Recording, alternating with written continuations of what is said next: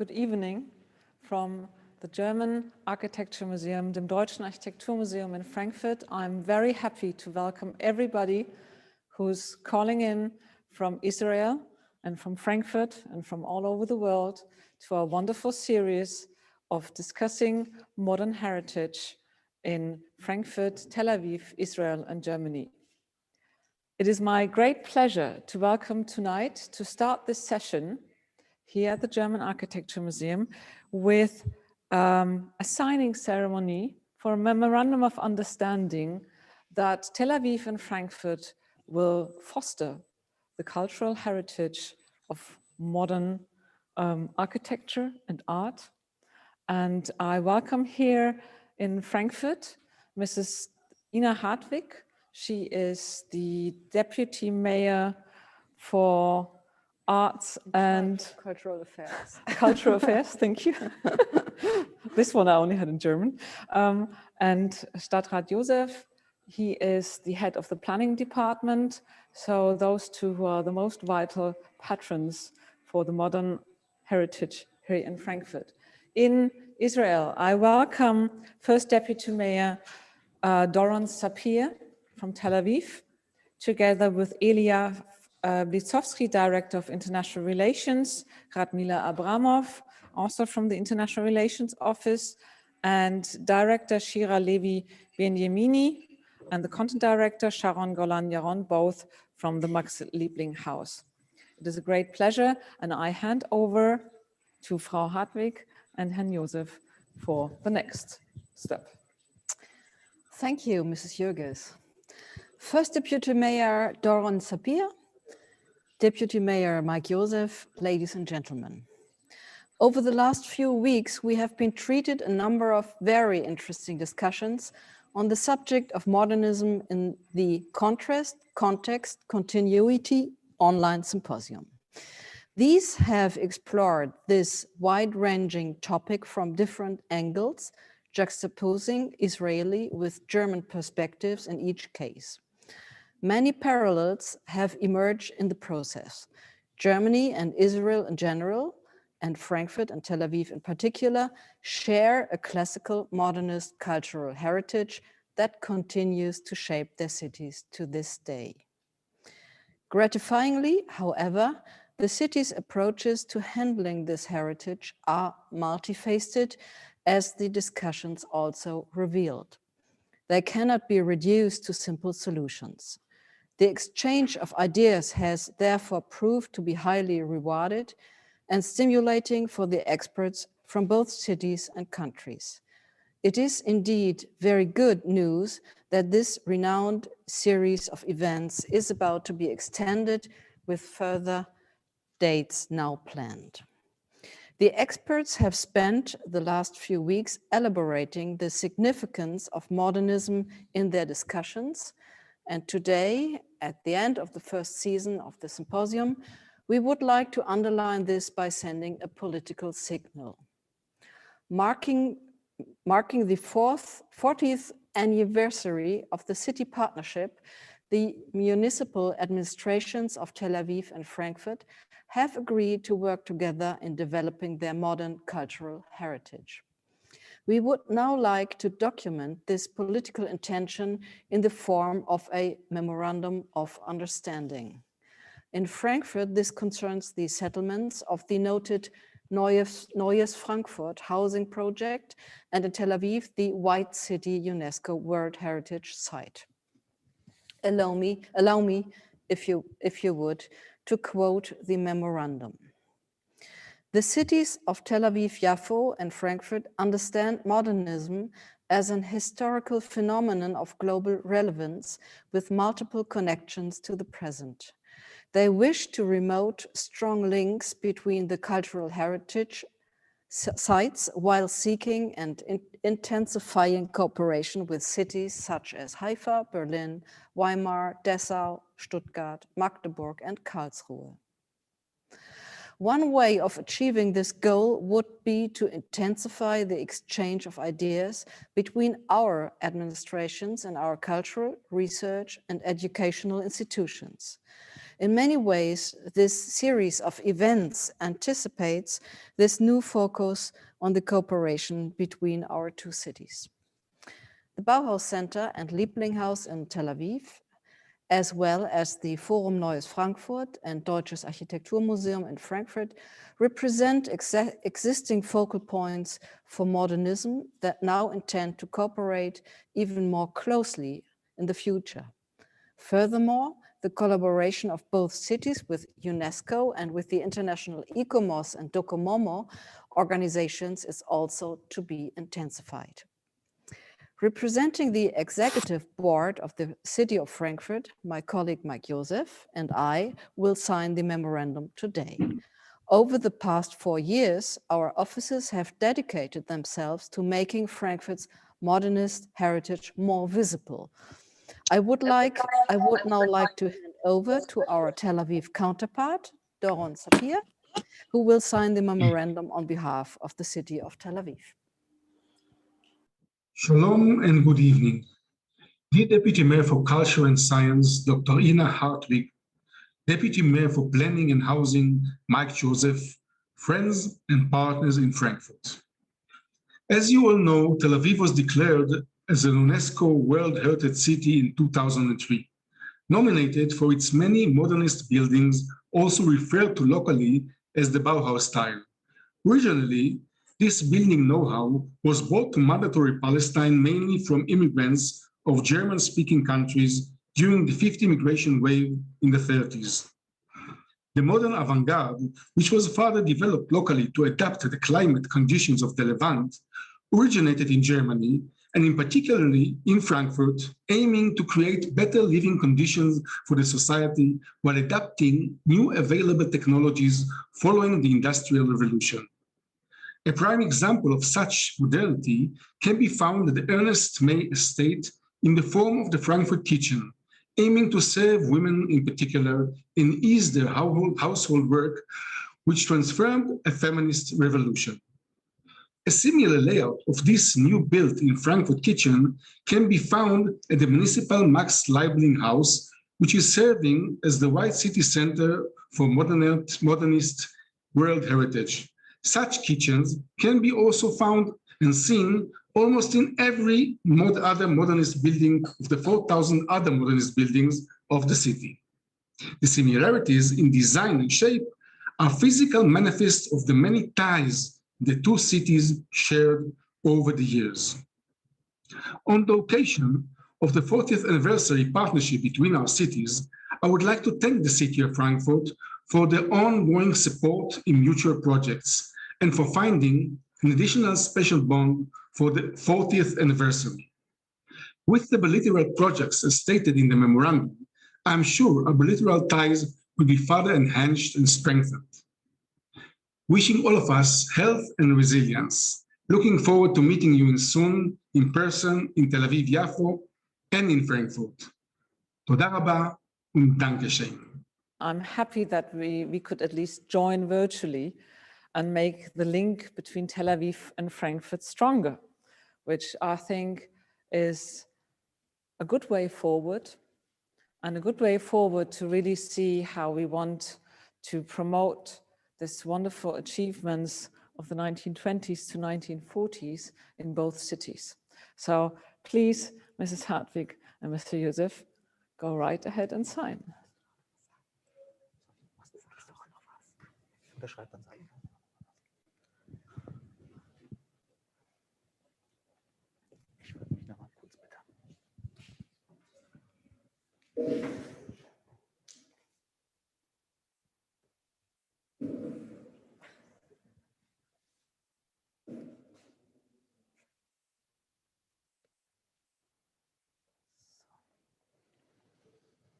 Thank you very much.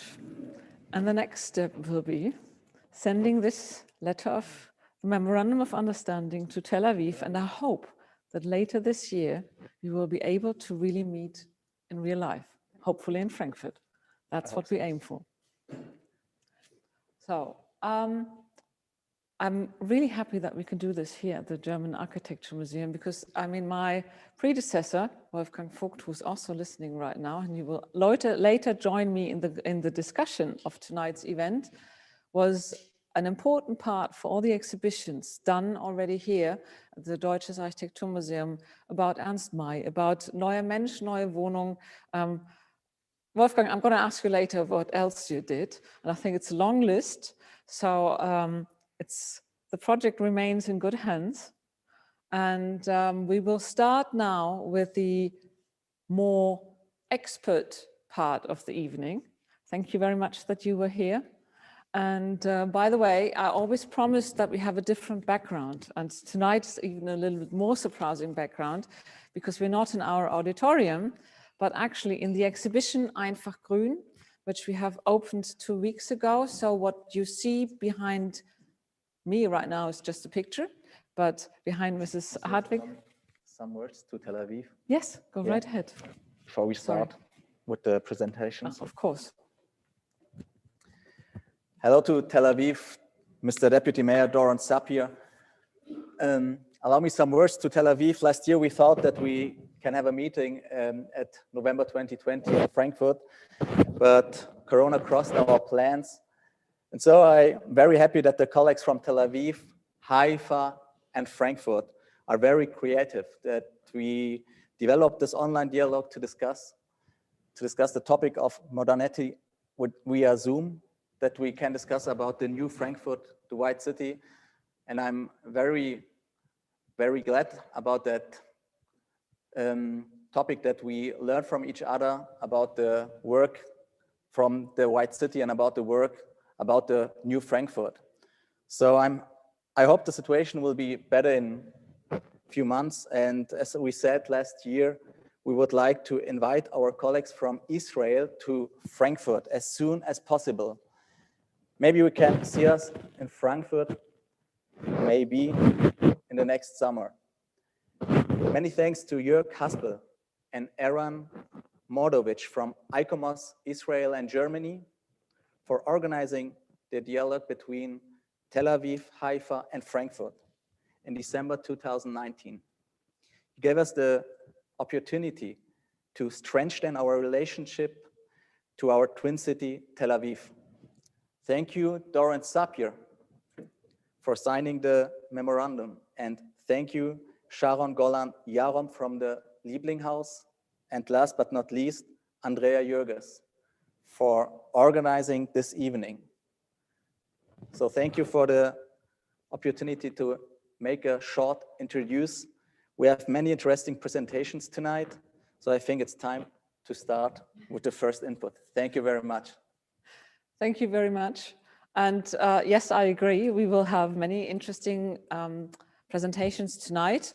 And our topic tonight will be the heritage sites of modernity in Germany and Israel. And when we pre-discussed the topic, we recognized one evening will not be enough. We will have another one. In the second series, which we will then, the topics only finalize after we finish with this one tonight. Let's see how far we can get. And we have, in the order of speaking, from ICOMOS Germany, Regina Stephan, who will open this entire discussion with presenting a broad outline of potential World Heritage Sites of modern architecture in Germany. Birgit Kann will follow. She is from the German Federal Institute for Research on Building, Urban Affairs and Spatial Development, and she will reflect on the opportunities and challenges of heritage conservation for urban development. From Israel, the architect town planner, former director of the Israel Antiquities Authority's Conservation Department. It's amazing how long these names can get. Giora Solar, so welcome already now from here. And he will present the case for the harbor city of Haifa as potential World Heritage candidate. Guy, excuse me if I mispronounce the names, Guy Kav Venaki, he's an urban planner and advisor to the Israeli Planning Administration and former chair of the Israel World Heritage Committee, will contextualize the candidacy of Haifa with other UNESCO World Heritage Sites in Israel. And as always, we will have an expert critic. And this, I'm happy to welcome again Eran Mordorovic as architect and head of the board E-Commerce Israel to then open the discussion. We will first have all the 4 presentations before we start the discussion. And I hope it's going to be as interesting as the last 3 times. And I agree with Mike Josef and Ina Hartwig and Jörg Haspel that we really look forward to the 2nd season of our wonderful series. And Jörg and I are already dreaming of the 3rd one. So over to Regina Stephan to start her topic. Thank you for being here and welcome. And you just have to unmute yourself. And here we go. The presentation is visible, but not yet. There's no... So, now you should hear me. Excellent. Thank you. Welcome. Thank you so much. I'm really moved about this meeting and the signing of the letters of intent. I think it's so important, and I think it's so moving that we can do it even in these times of COVID-19. And thank you very much for inviting me to give this presentation. I would just like to talk about UNESCO World Heritage List, what is meant to represent the entire world's built heritage. The process from the idea to the declaration as a World Heritage Site takes years. Most important is the verification of an outstanding universal value. To prove this, the UNESCO has defined 10 criteria, of which at least 2 have to be fulfilled when an object shall be nominated for the declaration as World Heritage. For architecture, these are, for example, the masterpiece of a human creative genius, an important interchange of human values, or developments in architecture or technology, town planning or landscape design, an outstanding example of a type of building. So it's a really high range what you have to bring into the discussion to be really worth being a World Heritage Site.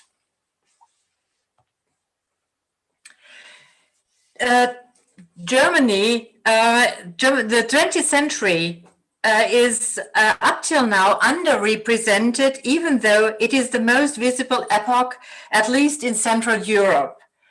I show you here a list of World Heritage Sites of the 20th century in Germany. No country in the world houses as many World Heritage Sites as Germany. No other country writes as many transnational applications, but still there are gaps visible. So the goal is filling the gaps. So what I would like to show you now are the gaps we are trying to fill.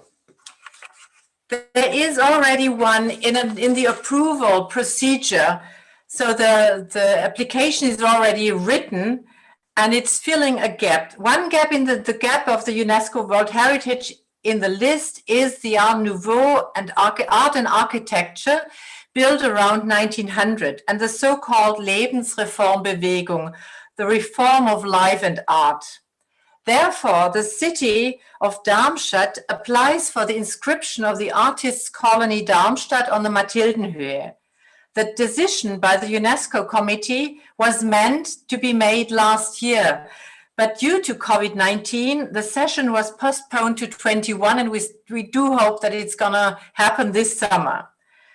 The reason for the declaration shall be the reform of life and art, the role in renewal for art, architecture, and applied art.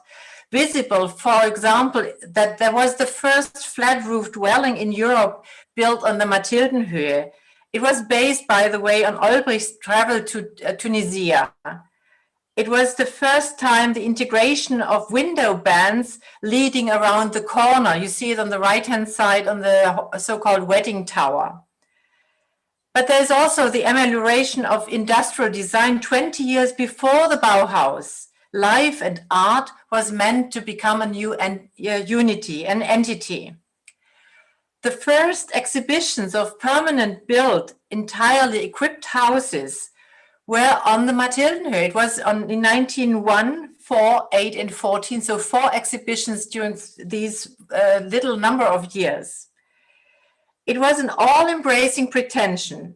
Buildings, sales and distributions, catalogs, theater, dance, and even gravestones were designed on this, in this artist's colony.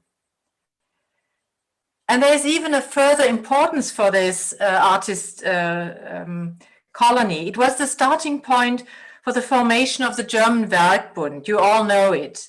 The Werkbund exhibition in Stuttgart 1927 is world famous. And it was the basis for this. It was the pre-idea for this exhibition. And it was also the father or grandfather of the Interbau in 1957 in Berlin. They referred directly to the exhibition in Darmstadt. After World War II, the Darmstädter Gespräche, new important debates on architecture, art, and society took place on the Mathildenhöhe, taking up pre-war discussions. The first exhibition of the Darmstadt Artists Colony of 1901 was cited by the exhibition Mensch und Raum, Man and Space, in 1951, 50 years later, as part of the second Darmstadt talks. The designs for 11 originally planned Darmstadt master buildings were presented on this occasion. So there are many reasons to bring this Mathildenhöhe, which is a lovely place, by the way, and well preserved, on this World Heritage list. And we still hope, or we hope very much, that it is going to be successful in summer. Future applications, I would like to show you now. Future applications, the one that is very vital in the discussion in Frankfurt right now is the completion of the Berlin modernism housing estates by the New Frankfurt suburban settlements. New Frankfurt is meant to be a completion of the already registered World Heritage Site. What is the New Frankfurt? I mean, we already talked last time about it, but I want to summarize it. These are housing sites around the old city of Frankfurt, early realizations of satellite towns separated by the old city center by a green belt. The architects used modern building techniques like prefabricated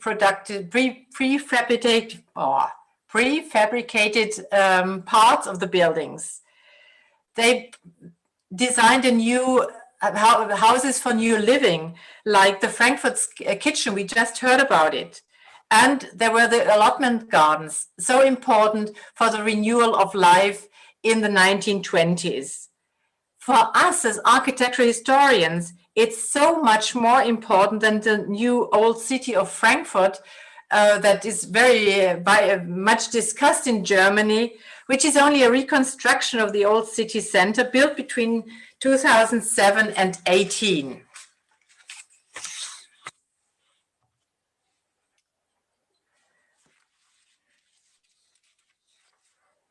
The 13 years of Nazi government had a terrible impact on the lives of millions of people, of their work and properties, of the history and heritage of many countries, not only in Central Europe, but around the world. We can't and we won't forget it. But how shall we remember it without changing the Nazi sites, representing the megalomania and crimes of this first German dictatorship of the 20th century to a purely touristic site? The idea is to apply for the inscription of the hall of the Nuremberg trials held between 1945 and 46. Nuremberg was considered the ceremonial birthplace of the Nazi party. It had hosted the party's annual propaganda rallies, Reichsparteitage, as well as the Reichstag session that passed the Nuremberg laws, the anti-Semitic and racist laws enacted in 1935. Thus, it was considered a fitting place to mark the party's symbolic demise. The Palace of Justice was spacious and largely undamaged, one of the few buildings that had remained largely intact through the extensive Allied bombing of Nuremberg, and a large prison was also part of the complex. Today, we celebrate the Hall of the Nuremberg trials as the place where the human rights were installed in Germany after 13 years of Nazi dictatorship and injustice. The hall is very well preserved, as you can see. The second half of the 20th century was dominated by the Cold War between the Soviet Union and the United States of America, or the Warsaw Pact, and NATO. There was a strong competition between the two systems, communism or socialism and Western democracy. Between 1945 and 1990, Berlin was divided in 4 zones of occupation: British, American, French on the western side, Soviet on the east. It was the arena for the red race between the systems. In the 1950s, 2 large-scale urban and architectural projects focused the different architectural approaches and social concepts, like Under a Burning Glass, the Stalinallee in the east from 1953, and the Interbau exhibition on the west, 1957. Since the frontier between the 2 parts of the city was still permeable, visitors of the Interbau 1957 went to the Stalinallee. Eastern Germans visited the Interbau. The competition between the 2 systems had found its built representative. The Hansaviertel, the Interbau quarter, you see on the right-hand side just a part, it's the Gropiusbau, as well as the Stalinallee are very well preserved.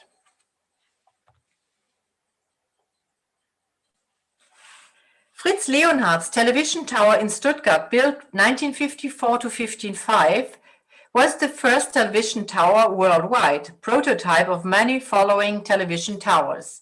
The tower was inspiring and influencing. Hardly any gained the elegance and refinement of the Stuttgart design.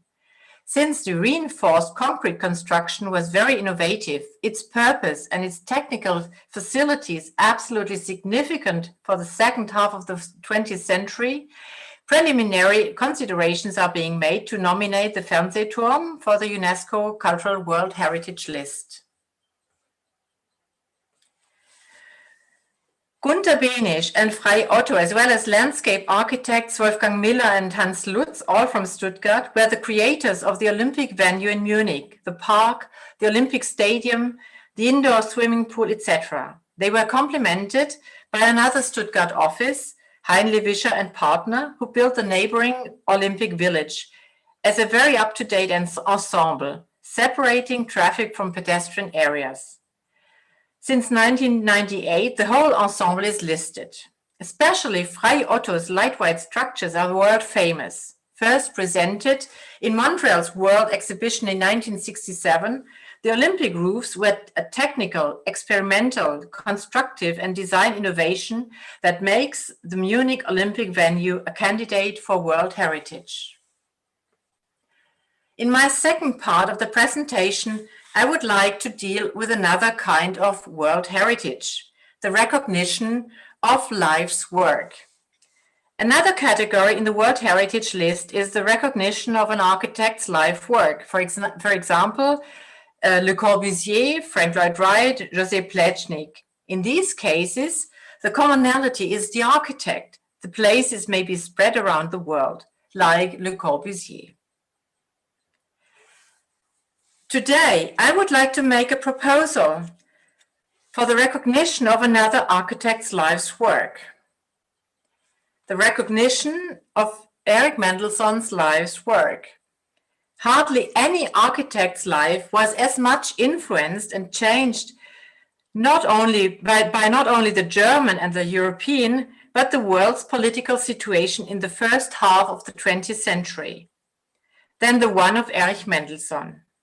Born to a lower middle-class Jewish family in East Prussia, he studied architecture in Berlin and Munich, where he worked also as a stage and costume designer. Married to an upper-class Jewish cellist, he founded an architectural office in Berlin after World War I that became the largest architectural firm in Germany at the time, designing large buildings in a catchy tune. And I show you just a selection of buildings chosen by the countries that are involved in his work. So we have Germany with several buildings, the famous Einstein Tower on the left-hand side. And today in Poland, the Petersdorf department store in Breslau, nowadays Wrocław.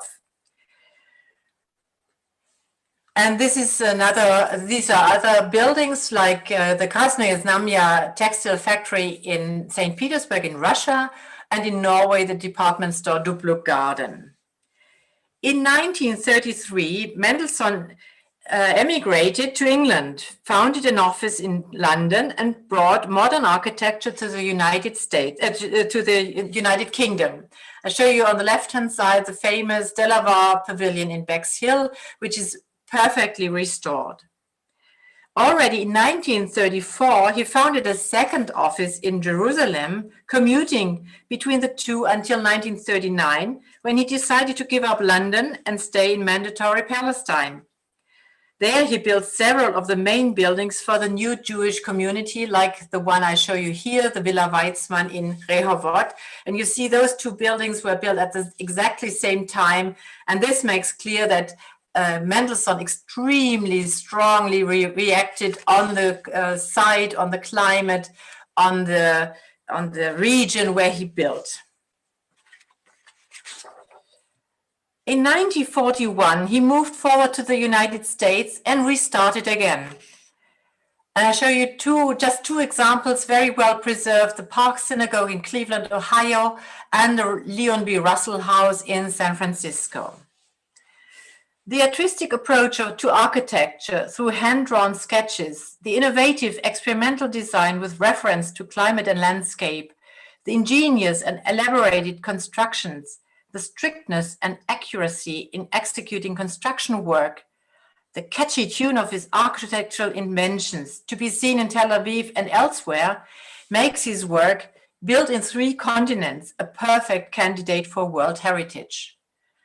Since Eran Mordorovic is joining us today, he wrote an excellent study on Mendelssohn's Schocken Villa in Jerusalem. I would very much like to discuss this proposal today in the light of his work in Israel and Europe, keeping in mind the one in the United States. Thank you very much indeed. Regina Stephan, that was a broad base for our discussion. That's going to be very interesting, and you fully understand, we all fully understand that we need more time to discuss all the different aspects. I would like to immediately invite Mrs. Kann to start her topic. What does it actually mean for urban development if things and architecture is listed? What is the impact? Mrs. Kann, hello to, where are you from actually, Berlin or Bonn? Actually, Köln. Köln. I like Köln a lot. Very good. Hello to Cologne, and welcome, and we look forward to your input into this evening.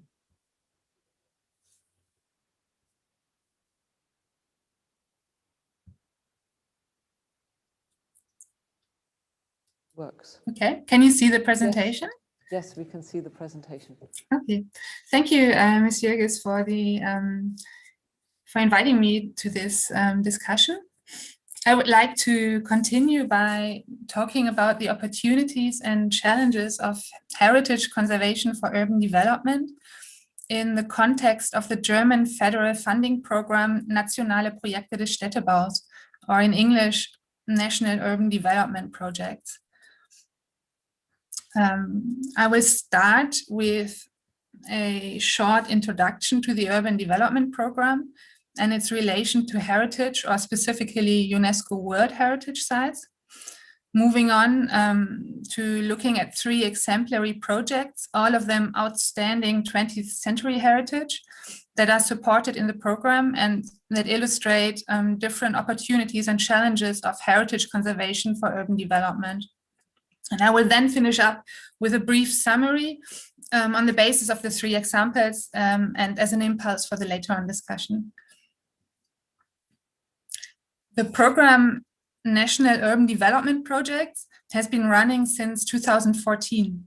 It focuses on projects in Germany that have a particular national or international visibility, and it requires certain standards regarding the architectural and urban design, as well as Baukultur, which in German describes the whole process of planning, implementing, and communicating on architecture and urban design.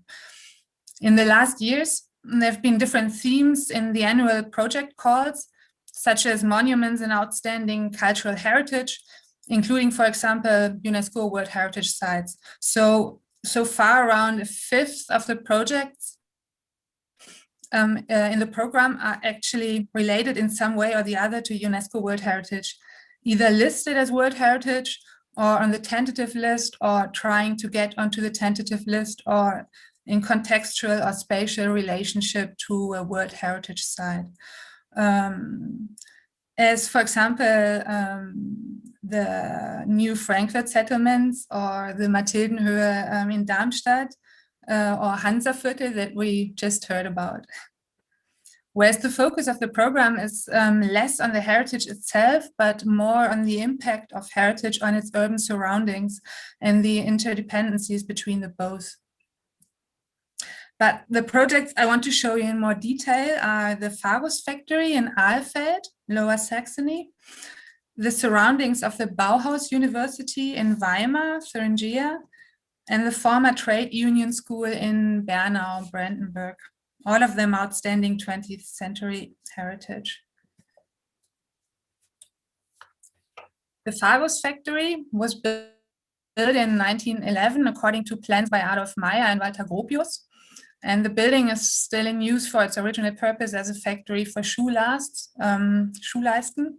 And it's a good example for a successful integration of heritage to contemporary conditions.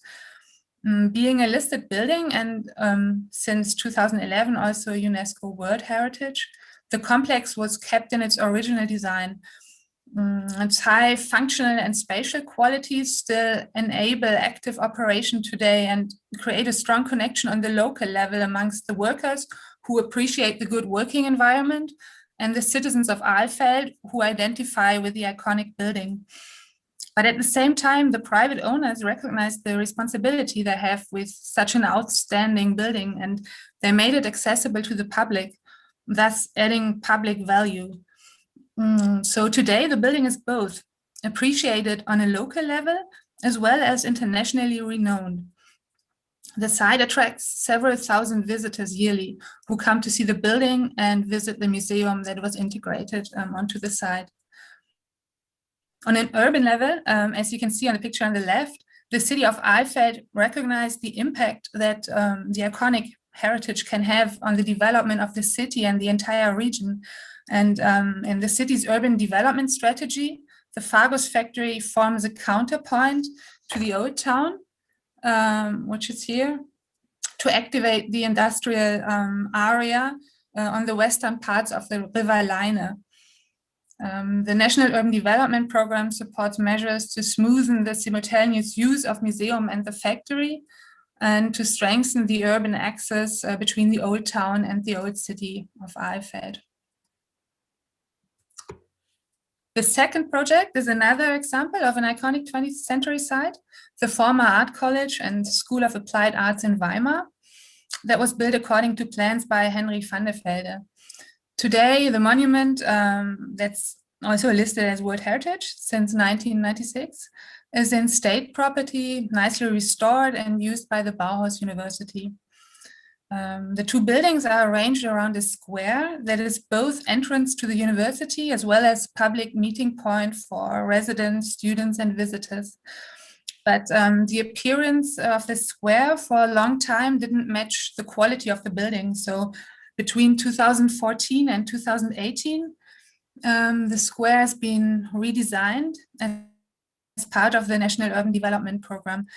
And by doing that, the city of Weimar extended the already existing quality of the building onto its surroundings. And this impulse is even transferred from the neighborhood level to an urban scale. as the project got integrated into a development strategy that connects the space to a green corridor, joining this site with the other Weimar World Heritage Site, Classic Weimar. So this project shows the potentials that heritage can have as an impulse for further development and vice versa. And this interdependency encourages to look at a site not as an isolated object, but to integrate it into a broader socio-urban perspective. In contrast to the two previous examples, the former trade union school in Bernau is not as well known yet. The complex was built between 1928 and 1930, according to plans by Hans Witwer and Hannes Meyer. And due to historical circumstances, there were changes in owners and use, resulting in some major interventions regarding the character of the building and its immediate surroundings. After the complex had been taken over by the Berlin Chamber of Crafts, it was renovated in the beginning of the 21st century with great civic commitment. From 2014, with the support of the Urban Development Program, the outdoor space was restored and made accessible to the public, creating an attractive green space that also serves as a connection to the neighboring district, thus qualifying the surroundings on the one hand and adding public value on the other, with the effect of increasing awareness for the potentials of the site. In 2017, the complex then was listed as UNESCO World Heritage and put on one level with the world-famous Bauhaus sites in Weimar and Dessau, drawing even more attention to the building and its surroundings. Consequently, the Urban Development Program is supporting the construction of a visitor center that, besides creating space for the increasing number of visitors, aims towards strengthening the link with the neighboring district by offering shared facilities. This is a rendering on the right. The implementation is currently taking place. This process shows how an integrated approach to planning, implementing, and communicating and usage can lead towards an increasing awareness for the qualities of a historical site, which then might enable further commitment and further development. So summing up, the three examples show some of the positive impacts that heritage can have on the development of cities and municipalities, such as it's often very high functional and spatial qualities, the strengthening of local identity and authenticity, and the economic potential. But the projects also show that enhancing and using those potentials for urban development doesn't only require maintenance, but also further qualification through content-related and conceptual development. For example, by adding public value or integrating the historical site into a broader socio-urban context. And finally, the importance of creating awareness and a feeling of responsibility or commitment to the site in order to ensure its long-term conservation. And this is one aspect where on a national level, programs like, for example, the National Urban Development Program or worldwide, the UNESCO Heritage List, but I'm sure the other speakers can say more about this, can have a major positive impact because they are like platforms that on the one hand connect and generate attention, and on the other hand enable further support and development, and also ensure a certain quality to the design and the implementation process. Thank you. Thank you very much, Birgit Kann. That was an excellent insight. I have many questions for the discussion later on. Very good points to discuss forward. And I think that's a very good start for our next speaker, Giora Solar, to explain more why the harbor city of Haifa is a good potential World Heritage candidate. Welcome to our discussion, Giora Solar. I hope technically wise, everything works and we can see you now. I'm going to shut up now and you can speak. Let's see how it works. Thank you and good evening. Yes, hello. I have a small technical problem with the presentation itself, but if it doesn't work, I will speak without the presentation. It seems tiny and small, so just a moment. Oh, I see it is it black growing now. We can see the... It is growing. Okay, thank you. Thank well, you. first, I wish to dedicate this short presentation to a dear friend who some of you could have known in Germany, Fritz Wenzel, an engineer from Karlsruhe who passed away a few months ago at the age of 90. Was really not only excellent professional, but a real mensch, a good human being. Now, as for Haifa, well, Haifa is considered, called also the city of the Carmel, of the Mount of Carmel, has always been considered as a missed opportunity in Israel, almost as a joke. It certainly has potential, cultural potential, all kinds of potential. You'll see a few pictures, just a few. I have only 10 minutes, but we are always joking about it. It has the Carmel mountain, the sea, archaeological sites, wonderful architecture, mixed society living together, Muslims, Christians, Jews, Baha'is, and so on. And still it's somehow not sufficiently recognized.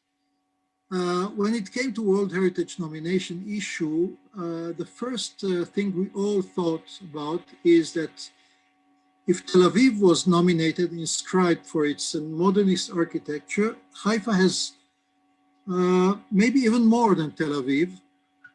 But while Tel Aviv started first, and it was built also from scratch on sand in 1909, Haifa and the modernist architecture were introduced into an already existing town, relatively small town, Ottoman, mainly Arab, majority Christian and Muslim and so on. But surprisingly, Haifa doesn't want to join Tel Aviv. So we had a big dilemma, what to do, because certainly Haifa has a very specific modernist architecture, which is a result, I call it a hybrid modernist architecture result of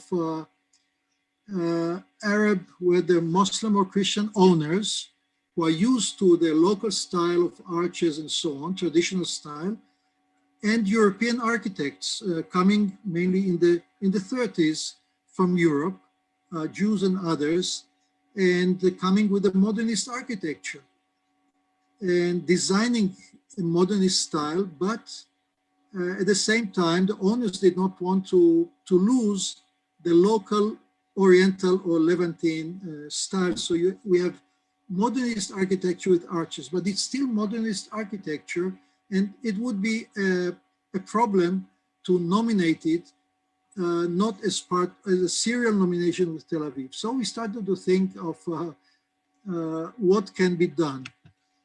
And therefore, I will not speak about the modernist architecture of Haifa. And by the way, there is an Erich Mendelssohn's building in Haifa, in a hospital, a Rambam hospital. Now, Haifa, if we look at the different cultural heritage and natural heritage, has the Carmel, the mountain of Carmel. This is the ridge, falls almost into the sea. Next to it, number one here is an ancient archaeological site with Hellenistic and even earlier places. Then is the ridge. Number three is Mendelssohn's building here, if we speak of individual building. Number four is Old Haifa, which is the pre-medieval, or let's say medieval and on, was partly demolished. Then number five is the first German Templar colony in Palestine, founded in little later than mid-19th century by the German Templars Pietists coming from Württemberg. Number C is the port, the big port, built mainly by the British during British period in Palestine. Number 7 is wonderful modernist architecture by British Clifford Holliday, British architect. Number 8 here is old Haifa, built in 18th century, surrounded by a wall. The wall doesn't exist anymore, but there are several buildings of the Ottoman period. Number 9 represents industry. Haifa was a fisherman, small fisherman village until the industry started. And the industry started when the British decided to build a big and deep harbor. When the oil line was laid from Iraq, from the oil fields in Mosul and so on in Iraq to Haifa, to the port, introducing oil refineries, bringing other industrial elements, all from beginning of 20th century on.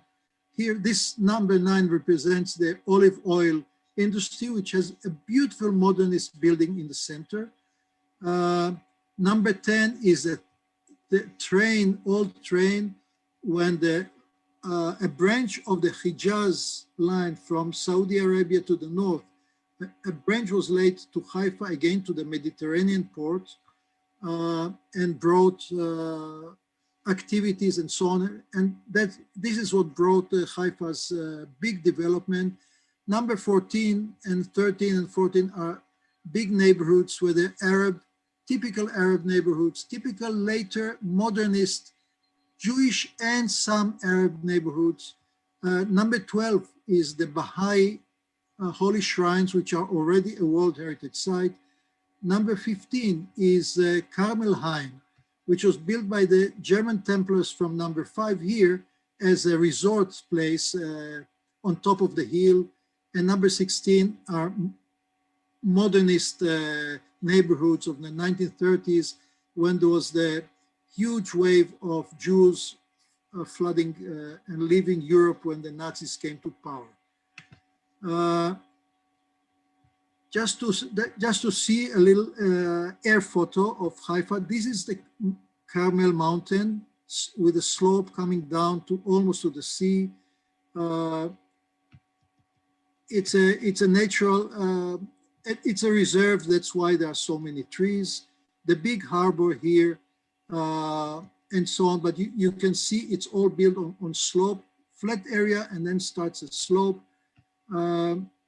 The German colony is somewhere here. We'll see very fast, few pictures just to get impression. This is 18th century Haifa. You see a walled, small walled city with a watchtower, in Arabic, the Burj. It's called still the Garden of the Burj, but this does not exist. The city walls do not exist. Mount Carmel, which is the dominant element.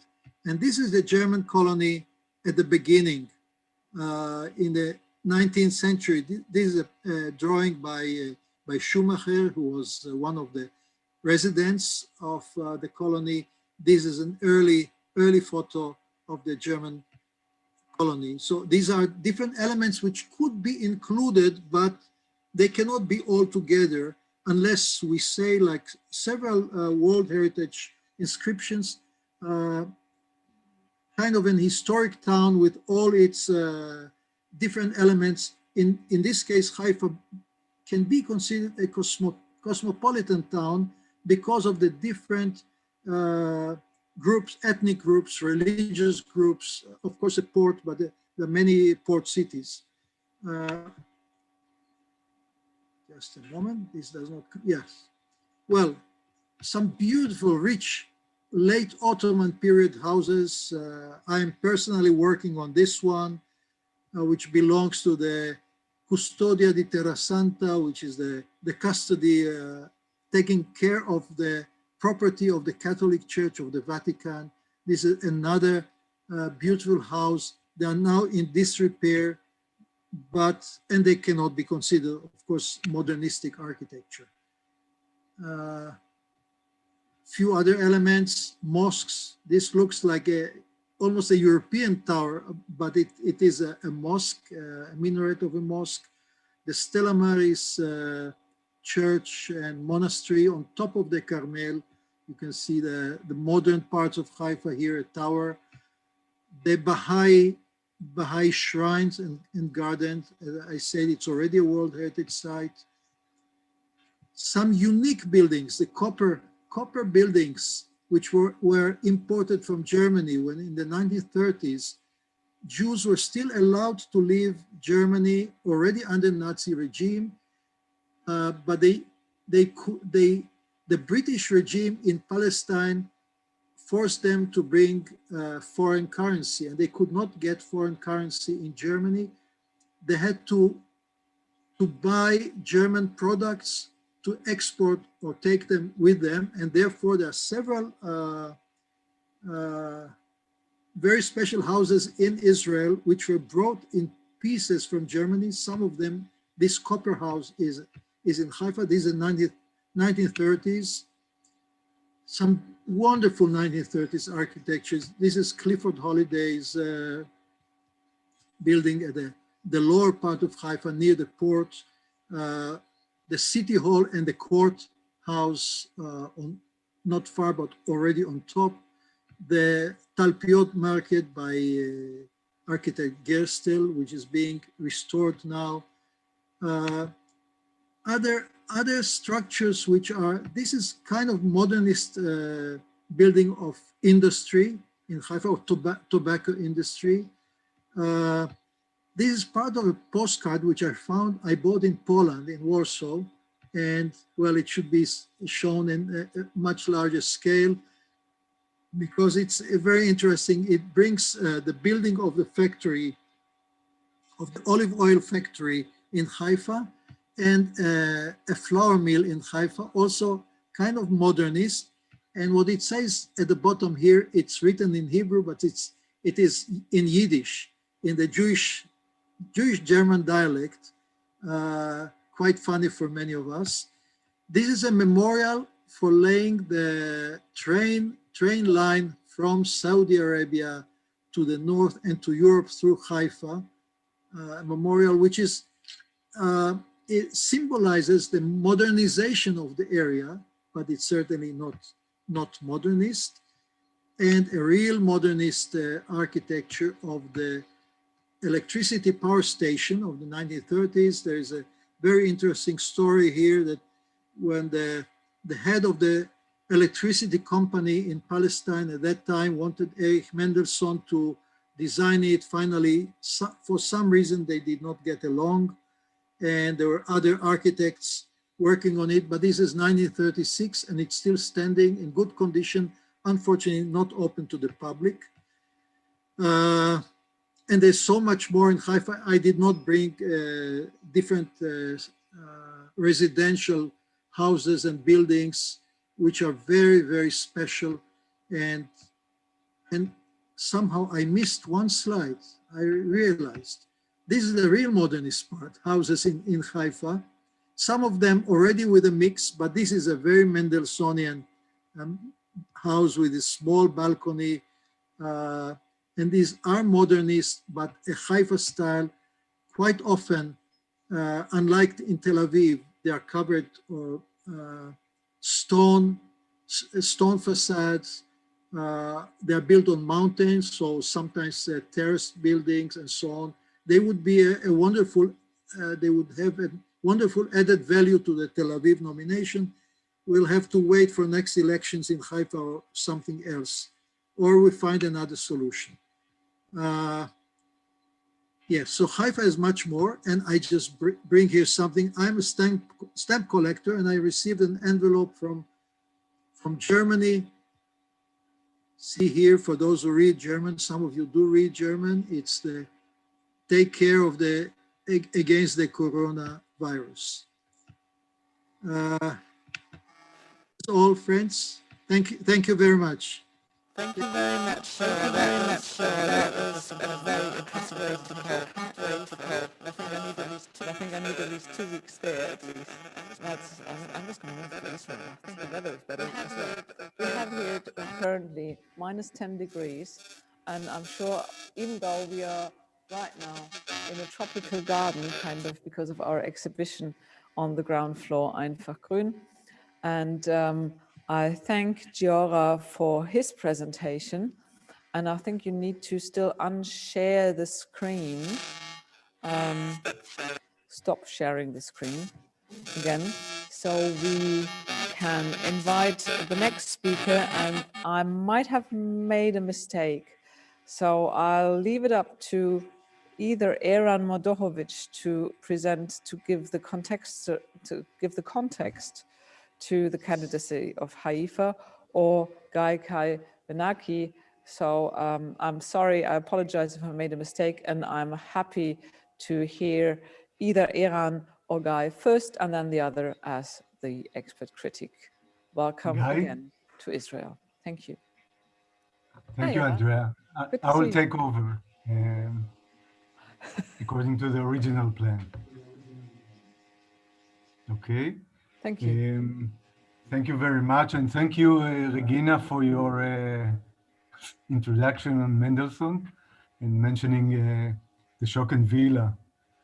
Yeah, I have to say that after 18 years from writing the thesis, nothing has changed there physically on ground.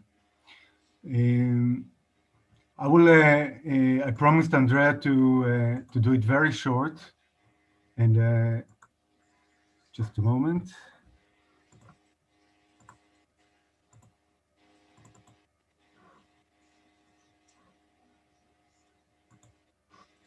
Okay.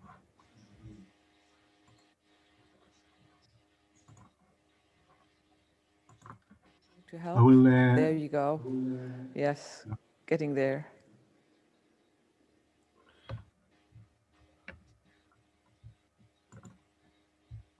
Good. So, hi to everybody. Thank you for inviting me, inviting us, and thank you for the collaboration between all the institutions and cities. And it's indeed a great opportunity to discuss modern heritage all during this series and hopefully during the next series. And we are very happy to be partners in this initiative. I will speak very shortly about the potentials for World Heritage modern sites in Israel. It's a very quick overview of not of our, those are our already nominated and selected sites of World Heritage. We have 9 sites, some of them serial, and the one which is modern heritage, 20th century heritage, is Tel Aviv, the modern movement, the White City, which was declared in 2003. And here you see some photos of buildings before renovation, after renovation, with additions, without additions. It's also, of course, the urban plan of Geddes is part of the story and the outstanding values. So this is Tel Aviv, and I will not speak about Tel Aviv, but I will speak about the other places. First of all, Giora talked about Haifa and about the idea to add Haifa to Tel Aviv White City and to make out of it a serial site.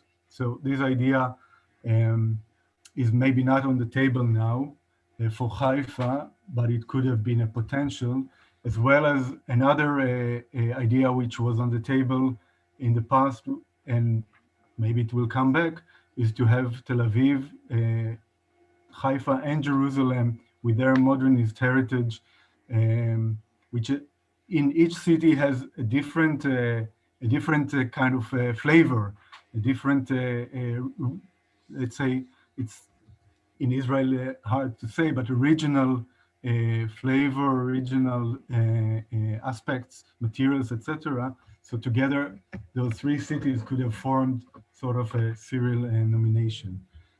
So in our tentative list, which had formed since 2000 and the last sites were added in 2015, we have at the moment, we have only one site which is talking about or is concerned with modern heritage, or let's say 20th century heritage. And this is Gania and Nahalal. In a way, those two sites are more about the ideals behind them, and also behind me, in the big picture you see behind me, and maybe less about the physical aspect. I will give the example. So if we have only one site out of 18 in the tentative list, which is about modern heritage, I think harmonization and kind of finding the balance should be the next step for reviewing our tentative list. So Dgania and Nahalal, this is an aerial photo of Nahalal, which is the first moshav established in 1921. The idea was a communal idea, also in the spirit of the garden cities of Ibn Ezra Howard. It is interesting to see that the shape or the plan was laid out by Richard Kaufmann, another German architect who studied, by the way, with Erich Mendelssohn, and a big part of his work was building and designing Jewish settlements and neighborhoods. And what is interesting about Nahalal, that of course it's very unique shape, and the idea of half communal and half private way of settlement, agricultural settlement. And the people of Nahalal came from Dgania, which will be the next site, which I will show. Anyway, as you see, criteria 5 and 6 are the main criteria. Those settlements are in the tentative list, and it's about the social or the utopian idea that those people built up and planned those settlements. In the case of Nahalal, you see up here the original plan with one circle of houses with internal public buildings. They were also built in the modernist spirit later. And today Nahalal is growing, and the urban idea was actually to add another circle, the outer circle, to the urban plan, or rural plan, you can say. And there were a lot of critique about it, but actually I think the new plan keeps the spirit of the original layout, which is interesting. And I was in a meeting a few weeks ago where the head of the regional council, where Nahalal is part of, and he is also a resident of, son of Nahalal. And in the discussion, I kind of pulled his tongue, and I wondered whether the people of Nahalal are still interested of being a World Heritage Site. And surprisingly, he said yes. He said yes. We acknowledge the touristic and the heritage impact that such a declaration will have, but still it's a small settlement, and they would like to develop, and the second circle is part of the plan. Dgania, it's the first kibbutz established in 1910. So both settlements are, let's say, the result of ideologies which already started in the 19th century and formalized here in Palestine with the Zionist Jewish settlers. Dgania is located near the Sea of Galilee. As you can see here, this is Dgania, and it developed first with buildings, as you can see down here in the picture in the middle down, and later with much more modernist buildings, some of them again by Richard Kaufmann. And actually, there is a discussion here, is it a tangible or non-tangible heritage? Because because again, the utopian idea of communal living and sharing everything is the strongest outstanding value, I would say, while the physical parts are, of course, some of them exist, but the kibbutz has changed its face also. I will talk about it in a second. So those are some pictures from the Gania, and when we talk about safeguarding the heritage, the built heritage, are we talking about safeguard the first buildings, or we talk about maybe the sustainable approach already very early in the 20s and 30s implemented by Kaufman with those buildings with double roof, or by the, let's say, by the agricultural heritage, which is reflected by those silos. This brings me to another proposal which is circling around. It's about the kibbutzim. So this is even more complex than taking one kibbutz and declaring it as a World Heritage Site. By the way, the kibbutz Gania 3 years ago refused a proposal to build on its ground a museum, a national museum for the kibbutz history and heritage, because they were afraid that they will have to give land out of their land for this museum, and they didn't want to close their opportunities for expansion of housing, etc. So this is kind of problems, and I think Ms. Kann referred to it a little bit in her speak about what benefits do a World Heritage Site can bring to places. So only 20% of the kibbutzim are keeping their full communal structure, the rich one, by the way, and still their heritage is really a symbol for the development of the communal idea in Israel. If we look at the plans, or if we look at the landscape, the garden, or the agricultural equipment and installments, or the housing, or even the communal bus where people had showers together, or we're talking about monumental architecture like the dining room, etc. So how to grasp this kind of World Heritage Site when you have so many settlements and they are going such changes?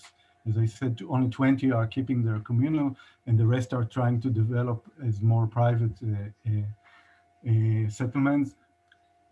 But also the people are maybe the most important part of the communal story. And this is a beautiful picture of a Passover Seder in one of the kibbutzim. This is also part maybe of the past, or maybe of the future. Now I get to the Erich Mendelsohn. I didn't coordinate nothing with Regina, but of course, Mendelsohn is not only personally, but I think for the history of the architecture in Palestine and world modern heritage, is a very important figure.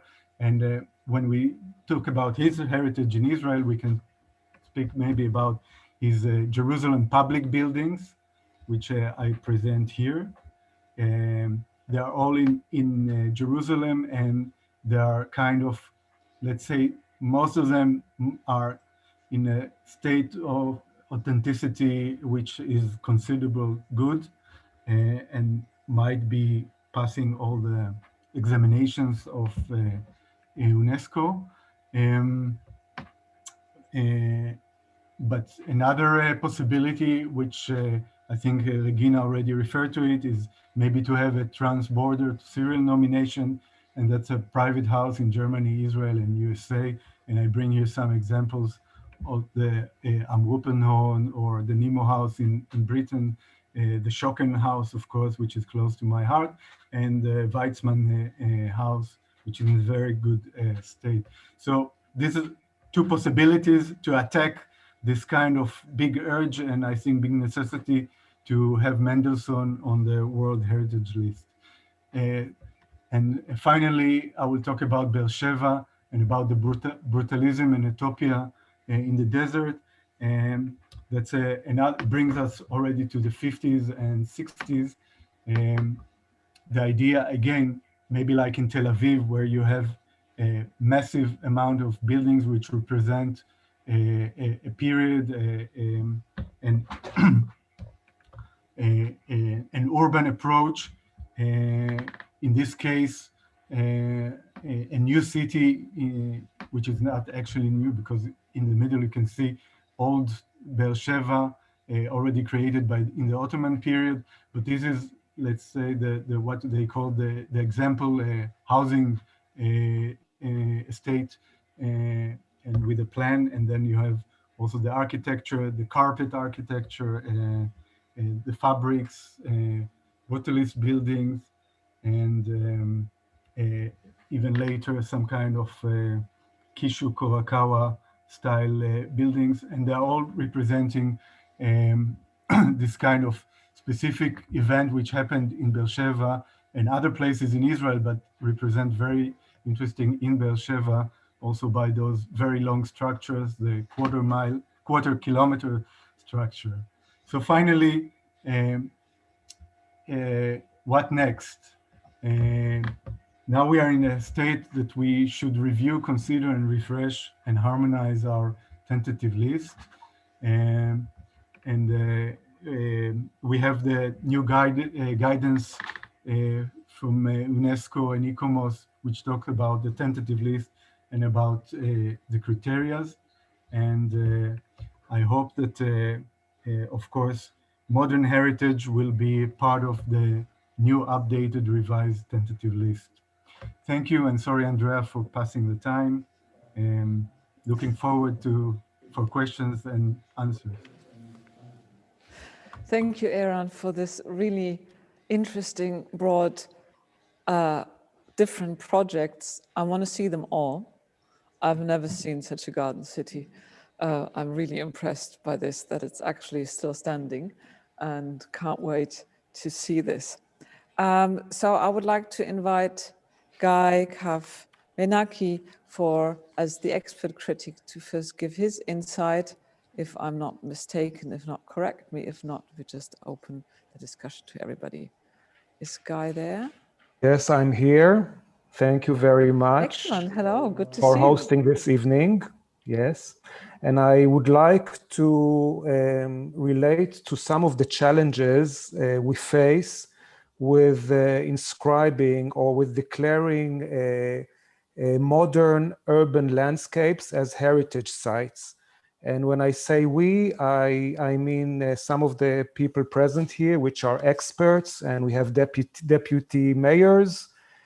And I would like to especially give you an insight about the current Israeli context, planning context, political, social, economic context in relation to this. So the first comment I would like to make is that we have in Israel a very high growth rate. We see ourselves as a first world or OECD country or state party, as we say in UNESCO, but the growth rate is very, very high. It's like in the developing world. So we have to supply, the planning system has to supply the Israeli market with many, many housing units. And it's not only housing units, it's also employment, of course, and a lot of infrastructure. So currently we have a lot of top-down planning, which tries to fulfill the demand, to supply the needs of the growing population. So there's a lot of development pressure in Israel currently all over the country, especially in urban areas, because of the environmental considerations. We are trying to really have most of the growth within our urban areas. So this is first thing that we have to take into consideration. Now, Israel is also a very dynamic society. And actually, what I'm trying to talk about, I'm trying to talk about the relationship between politicians, experts, and the people. Eran, you mentioned the people of Dgania and the people of Nahalal. So the people. And actually COVID-19 is an excellent example of examining the relation in Israel and I believe elsewhere between experts, politicians, and the public, with lockdowns and restrictions and regulation and all of these things. But we also have all of this dynamics with planning and conservation issues. Because it's such a dynamic society, and because it was decided that we need more and more housing, so a national plan was approved in Israel quite a few years ago that actually gives every housing unit in every housing lot in Israel extra building rights to strengthen itself, first of all, to add housing units, but also to strengthen itself against earthquakes and missile attacks. There were two, they thought that it will be a perfect solution for three problems: to have more and more housing units in Israel, to strengthen buildings against earthquakes, and also against missile attacks. So this is the climate or the present context. And this plan is actually, it has been approved, and it's now building rights that private owners in Israeli cities already have these building rights.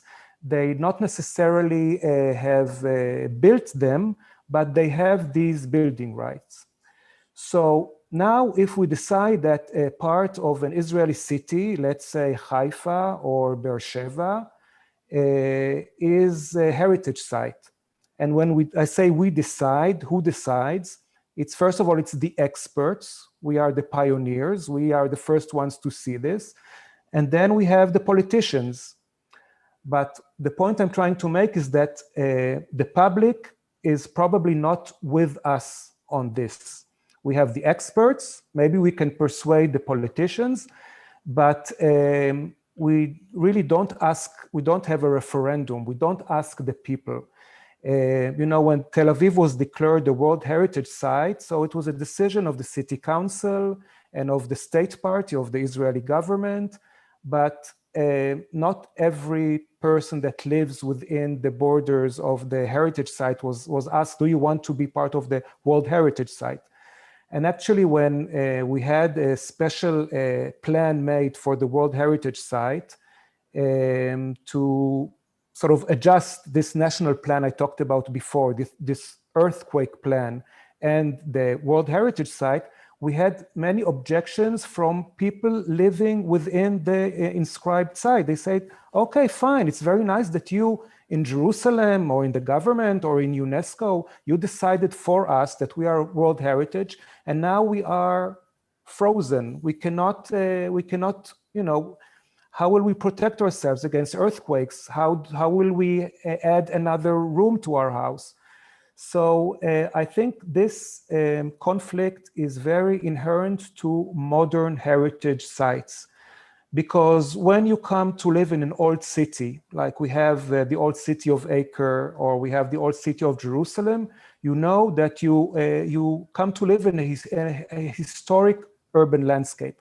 You sort of understand the meaning of this. It's very intrinsic to the sites. You know, you don't have to be an expert to know that this is a special place and it has values, and you cannot just do whatever you want. You cannot demolish the house and rebuild it.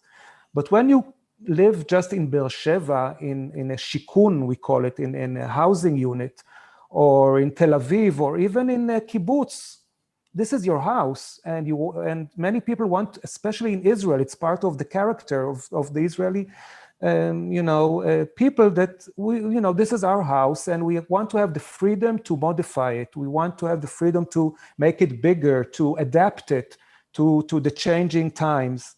And when we inscribed it as World Heritage or as a heritage site, even national heritage, we might have a conflict.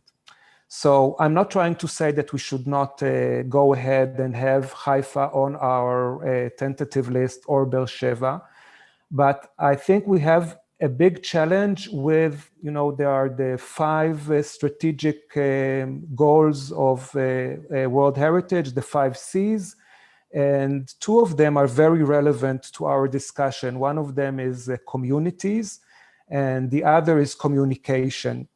We really have to find ways of conveying the values and the importance of these heritage sites, the modern heritage sites, when we are just now in the point of, we don't have the temporal perspective for people to understand, wow, this is an important place. And when many of the World Heritage sites, the urban ones, are not just iconic buildings that, okay, you say this is an iconic building, okay, I understand. It's urban landscapes, it's much more than that. So it's a challenge. And maybe the last thing I will say about this is that when I walk around Tel Aviv with my daughter, and we say as a modern architect, a really a masterpiece of modern architecture. I asked my daughter, look at this building, isn't it beautiful? And she says, no, it's an ugly building. So it's this gap between what Mr. Israeli thinks about modern architecture and modern heritage and what we experts, and even if we persuade the politicians, is a challenge to all of us. So this is the point I wanted to make. That was really interesting. So I have a first very quick question back is, do you think that in 200 years' time, when the modern architecture buildings are older and the settlements as well, do you think that the ordinary citizen would value it more because it's longer past? Or do you think it will still face the same conflict because it's not ornamental enough? It's too much because it's the entire housing estate instead of just one church? And actually, that is a question for all of us. It's a question for all of us. Actually, I made a presentation last year, and I had a special slide exactly because of the functionalism and lack of ornaments and all of this. Maybe it's too ordinary and simple. I don't know. It's a question. But sometimes, also nostalgia, and when you have some, oh, this is where my grandmother used to live, and it also makes maybe a difference. I mean, and when I think about the garden city that Eran showed, and I think about, let's say, garden city structures in Germany, which are not as radical as the one you showed, Eran, but of course they're compared to current housing developments, current events, they're tiny houses. They're really cute, like a witch house, Hexenhaus, we say in Germany, with this very steep roof. And you think, this is so cute, but then you think, okay, we could fit on the same site at least 4 more apartments. And if you think about we need more housing, we really need more housing. And then of course, what happens, the old owner dies, the site, either the kids take it over, the ground, or it's being sold. And then the double amount of space is being built. And this is the conflict we face, of course, with the Neues Frankfurt. And that's just my questions, but I have already a list of excuse me, other one more comment about comments. this, that I think when Tel Aviv was inscribed, some of the people were not really, didn't understand and were not maybe pro inscription. But I think now parts also of the planning administration in Israel, because of the need to fit more and more housing units within our urban areas, would also not be happy to have many, many, many heritage sites that would restrict the possibility of doing that. Because if we don't build within our city or urban areas, we have to go into the open spaces, the environmental, ecological systems, which we are very short of in such a small country. Thank you. I have Jörg Haspel has several questions to several people. So I think we start with you, Jörg. Welcome again to our next part in our current common and program. Good evening to Berlin. Thank you very much. Good evening. Thank you very much for this fantastic presentations, which were very informative and very interesting and inspiring. And I would like to start with the last contribution, because Guy, you mentioned the 5 C's. And the first 3 C's are conservation and so on. And the last 2 C's are communication and community involvement. And when I listened to the contributions and to the whole procedure, how to select the candidates for a tentative list, I asked myself, how do we, the experts, how do we try to involve the community? How do we try to motivate them? And how can we make sure that they are sharing our intentions or our ideas? And how could we organize the process? So I'm asking myself, is the procedure of selection in Germany as well as in Israel and anywhere else, is it well organized, and is it successful? And I think we should think about to include the community, the citizens earlier, not only when we have already put it on the tentative list or nominated the heritage site, and then we say, oh, there are some restrictions, there are some problems, but be proud of your heritage, it's your heritage. But we should try to include them earlier. And my question is, especially in Israel, where there is a very high pressure of economic development, of development of population, of densification, enlargement, and so on. Is this reflected in the UNESCO sphere or in the UNESCO family, how to deal with the problem? Because I think we have to rethink how we can get a tentative list. Israel. And maybe also Giora and Eran, you can add your ideas. How should the process be altered or modified to make sure that it is supported by the majority or by a vast group of inhabitants? Go right ahead. Jump in, Giora. You are muted. You have to turn. You are mute, Giora. You have to unmute. Sorry. Okay. Now. As all of us who are involved in World Heritage issues, we know that a site is inscribed finally only if it has a management plan. Now, a basic issue with management plan is that they have to be prepared with public participation. And once the public is not with us, probably the sites cannot be inscribed. If we look at the sites inscribed by the USA, there are very, very few which are private properties. The US is inscribing mainly public properties. And in Israel, most nominations, Tel Aviv is almost unique. Most nominations are national parks, archaeological sites, and so on, because private property is very problematic. The city of Tel Aviv was sued. There are still court issues regarding the nominations by people who claim that their building rights were denied because their buildings were nominated, not necessarily just for World Heritage, but as cultural heritage for conservation. And the Israeli legislation is quite strict. If you had building rights and you are being denied and you cannot use the building rights, you can sue the whatever government or city.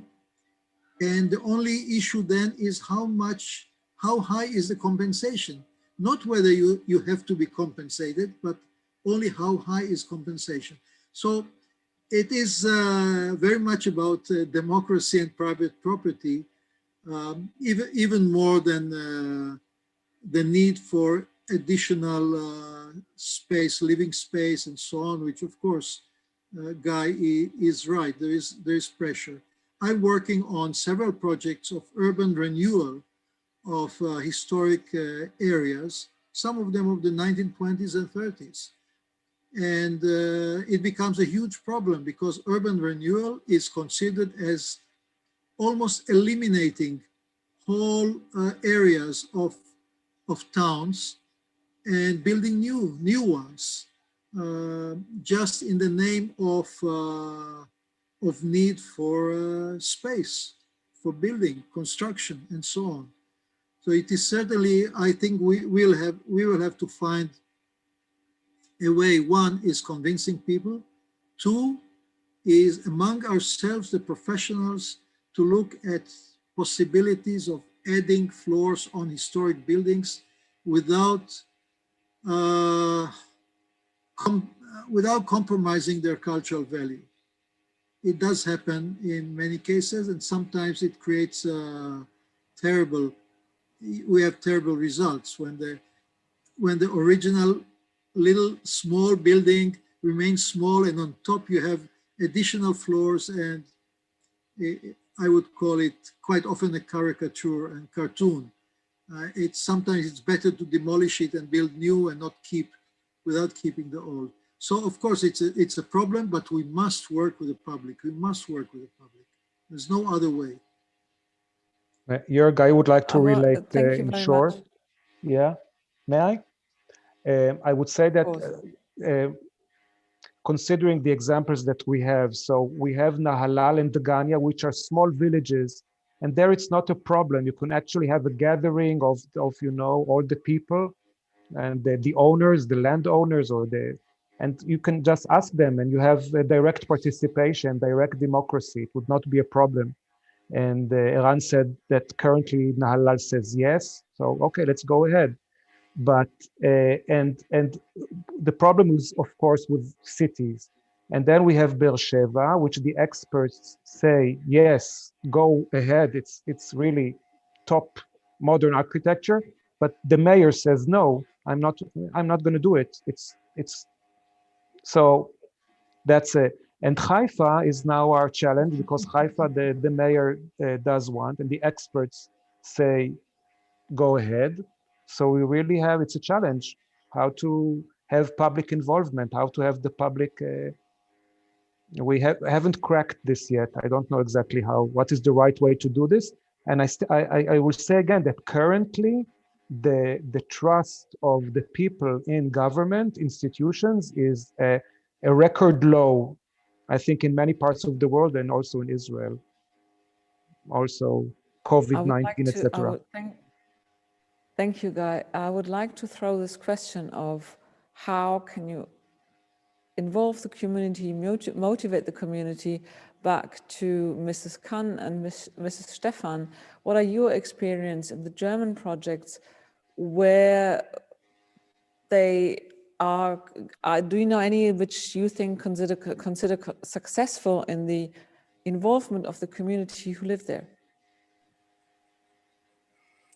If I may answer, I just wanted to write in the chat, and so thank you for giving me the chance to answer it. I think it's quite interesting that in Darmstadt, I'm living in Darmstadt actually, and I was involved in the whole process of writing the application, and there was a huge discussion led by the mayor.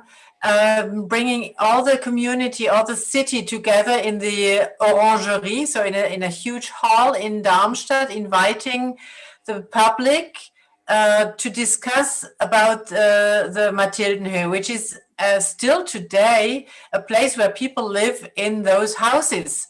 So it is inhabited, and they are very proud of it. I mean, it's their identity. And it's for the city, it is the most important place, because maybe you know that Darmstadt was almost totally destroyed in the Second World War, and only some parts of the city survived. Part of it is the Mathildenhöhe. So the city of Darmstadt invited the public to several evenings discussing with experts about the architecture, the site, the landscape, the future of the Mathildenhöhe. So it is, I have to say, it's a green major, and he wanted to make it better than the SPD from the left-wing party. That failed, really failed, because there was a huge movement against a building that was meant to be built in the proposed World Heritage Site, a museum. So the new green major invited the public, and I think this was a very big step forward to the acceptance, and even that, you know, people feel proud about that, and everybody's waiting for the success. I mean, everybody's praying that we're going to be successful, because it is such an important place, not only for the city but for the entire country. And people that live up there, the only thing that they fear is that there will not be enough place for parking the car. And the public will not be able to get into the proposed zone for the World Heritage Site. It will be closed for non-inhabitants. So this is even solved. So I think that this step to invite the entire city to come to these evenings, I think they were 4 evenings in the Orangerie, very emotional and very vivid, to discuss about the future of the Mathildenhöhe. And I think this was the key to bring everybody behind this application. Thank you. That's very insightful. And I like the Darmstadt Mathildenhöhe a lot, but I think there's not as many people live there than compared to any housing estate of the Neues Frankfurt. Just before I hand over a little bit to Wolfgang, Mrs. Kann, what are your experiences in this involving the community? You had wonderful examples. What can you report from there? Well, I can only speak for the National Urban Development Program and not for the World Heritage Sites, but it's also a very important aspect in our program. And we made the experience that in order to raise appreciation, it's necessary to include the public as soon as possible in the process. And also this thing of adding a public value to the projects. For example, in the program, one aim of the program is to support also conceptual measures like workshops or discussions, like for example in the New Frankfurt, this whole discussion and the whole, that is not just the investment, but also information about the project, communication, and we care that the projects can be used by the public. Like for example, in Darmstadt, what is funded by the program is the visitor center, and that is also the case in Bernau, the project that I presented. So it's always measures that make it possible for the citizens to participate in the building and experience the value of them. Thank you. Sharon has a comment. So please, Sharon, go right ahead and add to this really interesting discussion. Well, I'm sorry, my comment is maybe not really related to the discussion, but I think it's important just as much because the bilaterality of the projects, I think, is very interesting. As also Birgit Kann mentioned, the school in Weimar, for example, which was built by Henry van der Velde. Just to show you the link to Israel, Dov Karmi, the first National Architecture Prize winner, who also built the Liebling House, by the way, he was studying under Henry van der Velde in Ghent. And then the ADGB school in Bernau was planned by, drafted by Aryeh Sharon, who's probably like our sort of national architect of the Bauhaus, which is also very interesting. And Nahalal, which was mentioned by Eran Mordechowicz, Kaufman was actually taught by Theodor Fischer, which is a very famous German architect dealing with garden cities. So I think this bilateral aspect is very, very interesting, and we might really think about like joining sort of you know, projects together for a nomination perhaps. So that's just one very short comment that I wanted to make, because this occasion now is for this you know, bilaterality of Frankfurt and Tel Aviv, and I think it's important to show the links of knowledge transferring from Germany to Israel. That's an excellent point, Sharon. Thank you very much. Wolfgang, who's the former Deputy Director of the German Architecture Museum, and the one person, I would say, definitely an expert on Neues Frankfurt and else. What are your hopes or questions to our today's discussion? Not only Neues Frankfurt, but also Palestine, Israel. I have some footnotes to do to the contributions of Eran and Giora. Here in the archives of this Deutsches Architekturmuseum here in Frankfurt, for this museum, I was able to buy in Israel an album coming from the family of Richard Kaufmann.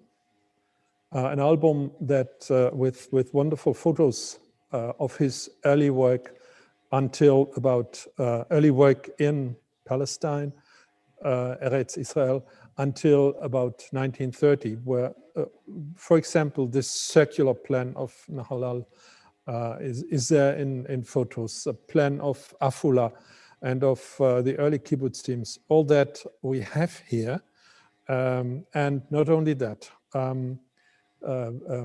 I arrived here in the position of Deputy Director at the museum in 1997, and already in that year, in that same year, I was in Israel, and I was also in California, and I was able to purchase a fragmentary archives from Alexander Klein, the great urbanist, who was the teacher of urbanism at the Technion.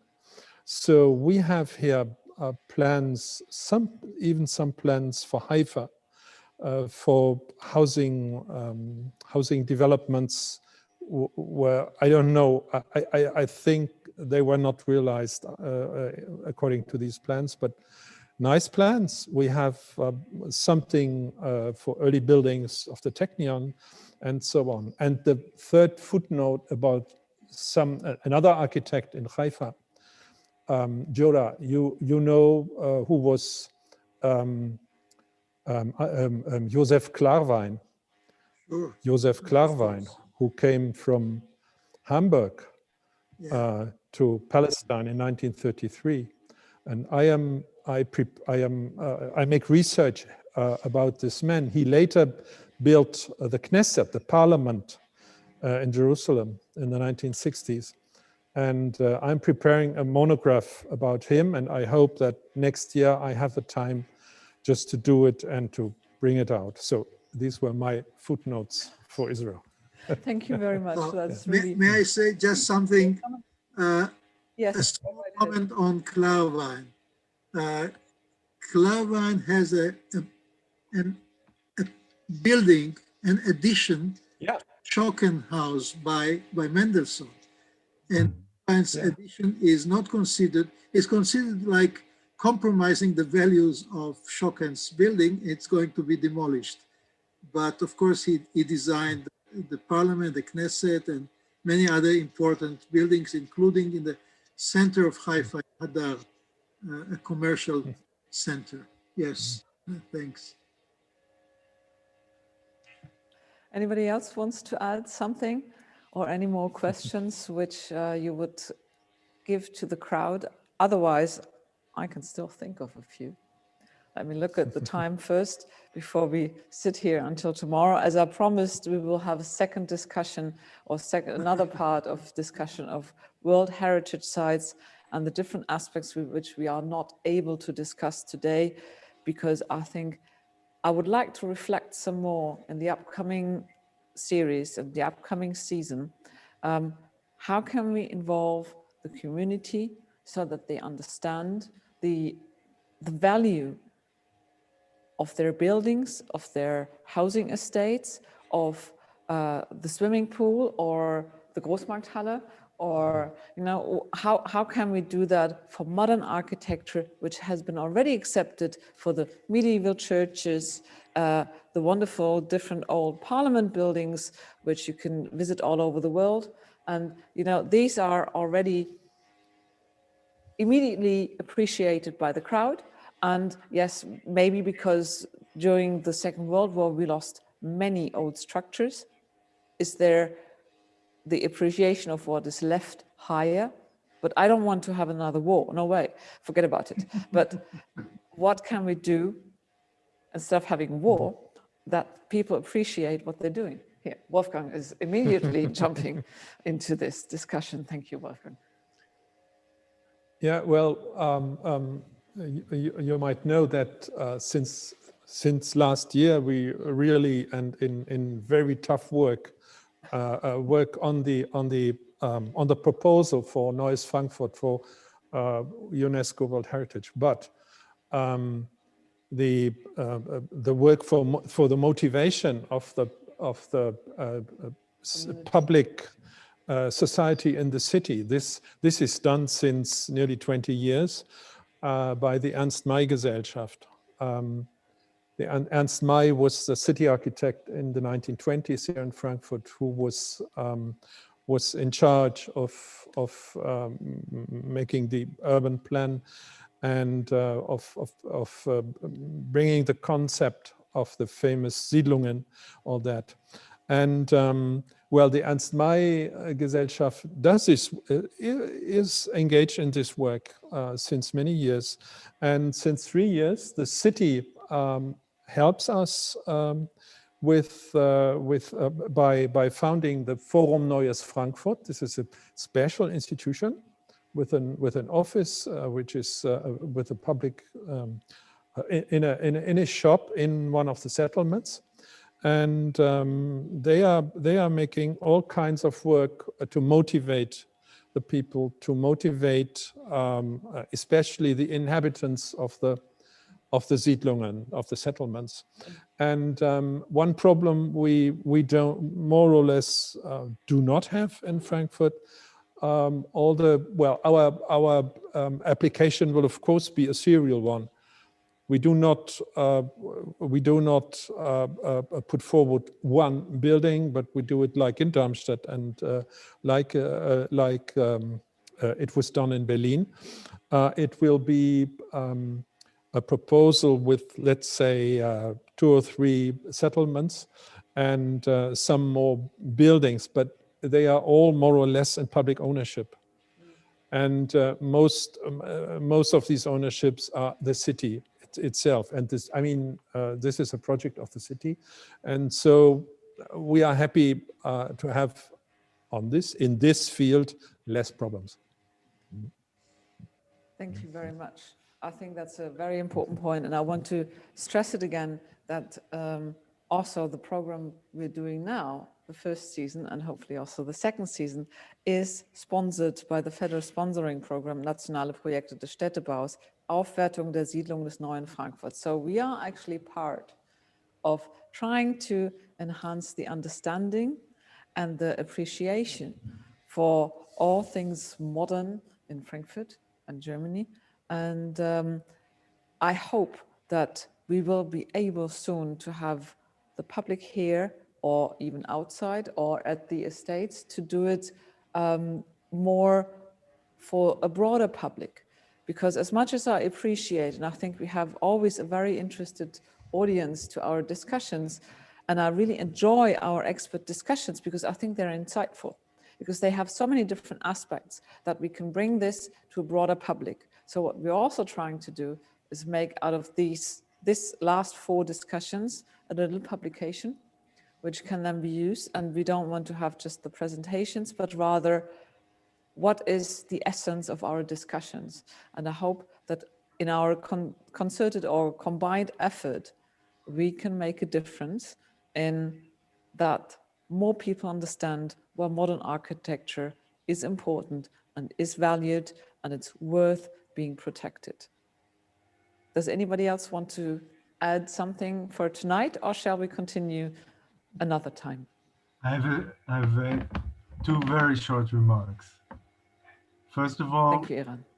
I think the triangle that Guy mentioned, between politicians, experts, and public, I think when we will look at the new tentative or revised tentative list, and further on nomination for World Heritage, we have to make this triangle more equal. So the weight of each corner, the triangle. So the public one should have much more influence than it used to have in the past, because indeed we are experts. We sit here, we look at the picture of Nahalal from above, from the outer space, but people live on the ground, and therefore they're not so maybe interested in the big picture, but they're interested in their own life. So I think we should stress more the corner of where the public sits. So give it higher weight. And the second thing I want to say, that I would like to use this opportunity to call the German colleagues for a joint let's say initiative for the Mendelssohn heritage, because now we are going to work on our tentative list, and I don't know where the German list is now, but I think that's a chance to come together with a joint proposal, and it will be stronger than coming with one. And I have to say, the heritage of Mendelssohn in Israel needs more international involvement and expertise and influence to keep it in its integrity and authenticity. It is under constant threat from development and from lack of appreciation or other elements that we talked about before. And therefore, I think it's becoming urgent, and it's time we do something. Regina Stephan, you want to add something? Yes, thank you, Eran. I'm glad that you agree with me with this look at Mendelssohn and his importance, not only for Israel, but for Germany, for the development of modern architecture worldwide, because as I said, it's a catchy tune. I mean, everybody, or so many architects used the rounded corners. I mean, when you go around Tel Aviv, or also Haifa or Jerusalem, you see so many forms that were invented by Mendelssohn in his German period. And he changed so many times his kind of architecture, reacting on the local situation, on the climate, on the regional materials. So I think that it's a very interesting and important architect for another kind of modernism. And also the way he designed his buildings by, first of all, I mean, there's this very famous sketch for the Weizmann Villa with the four different perspectives when you come along the street and you go around the house, and there are all different kinds of perspectives. And he thought everything in advance and tried to bring the first sketch into reality. And I think this is a really very important kind of architectural approach. And I would very much like to work on